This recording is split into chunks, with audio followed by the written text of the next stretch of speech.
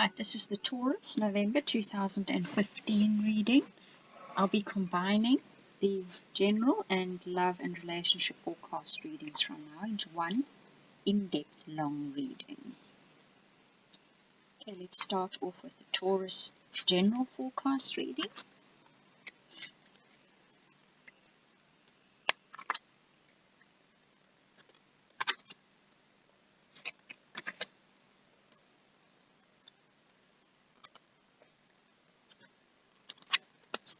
Select a guidance card for Taurus's challenge for November and for your next step to take for November, and an overall guidance card.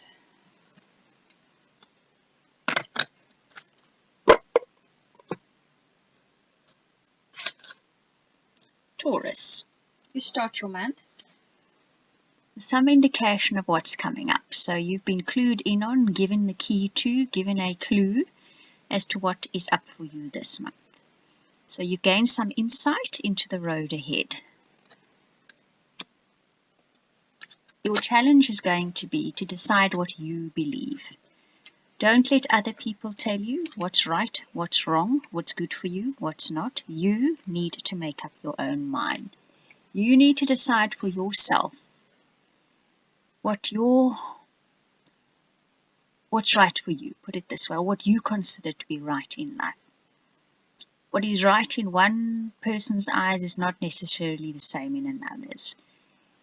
Listen to what people have to say, but in the end you go with what your heart and what your gut tells you is the right thing to do.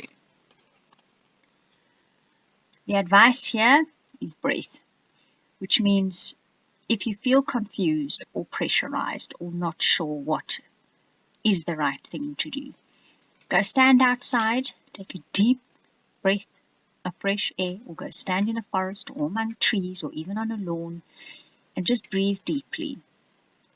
And when that quietness fills you, after you filled your lungs, you will get a sense of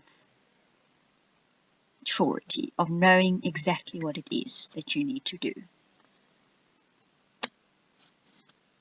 Later in the month, don't be tempted. In other words, you're probably going to have people trying to sway you off whatever it is that you feel you need to be doing.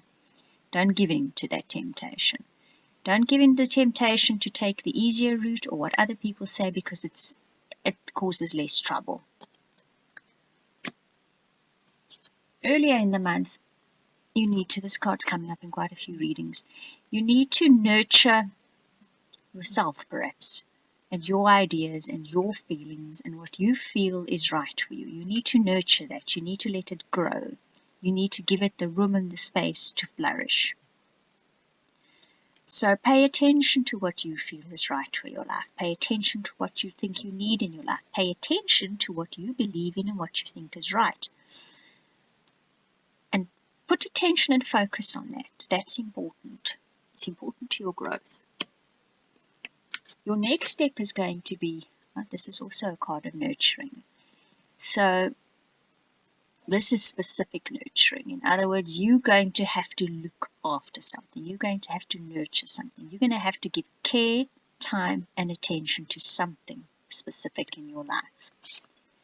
And your guidance here is emergence. So when you do that, when you give time, care, attention, TLC even, to some specific thing in your life, be it a person or an event or whatever it is, something is getting ready to emerge. That's probably what the nurturing card is about. Something's getting ready to grow, spread its wings and fly, and it needs this attention from you. Your outcome is going to be, you will then get to see a different side of yourself. So having come through this, well, obviously, once you really come face to face with what you believe in and you stand up for your beliefs and you put time, attention, focus and nurturing into what you think you should be doing, you will see a new side of yourself, perhaps a more self-assured side, a more happier side even. When you're self-assured, one is always happier, rounded, grounded person than what you were. And your general guidance is that of celebration. So at the end of the month, you're going to be able to celebrate who you are. If you've done the right thing, if you've done the thing you believe is right, and you've stuck to your guns, and you've done everything that you feel to nurture whatever that rightness is, you're going to have cause to celebrate, definitely.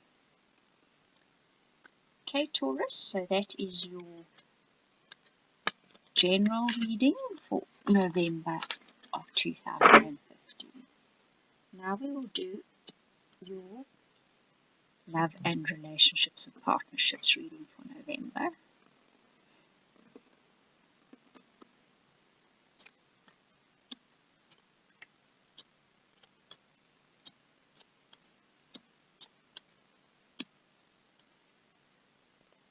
You'll select a card which will give you the overall theme of your love relationships and partnerships for November, as well as a guidance card for your next step, and one for your overall reading for your partnerships and relationships. Right, let's see what your theme is for the month. Okay, so that's detail. So pay attention to the small things this month. This month, it's the little things that are going to be giving you the clues, that are going to be giving you an indication, that are going to be enlightening you as to what is happening. So this month, it's not the big picture, it's the little things. It's the little things that happen every day.